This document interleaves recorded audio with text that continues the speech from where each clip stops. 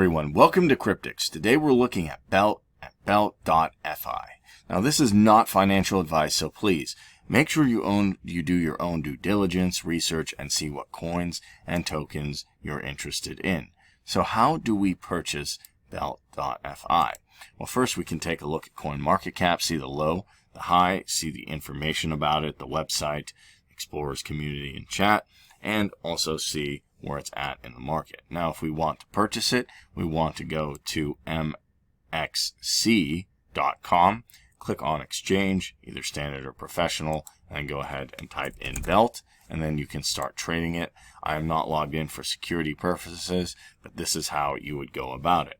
So if you enjoyed this video, give me a like, hit the subscribe button, leave me a comment below if you have any comments about Belt, altcoins, or any other cryptocurrencies, and thank you so much for watching. Also, hit that notification bell to know when we go live more videos. Thank you very much, and have a great day.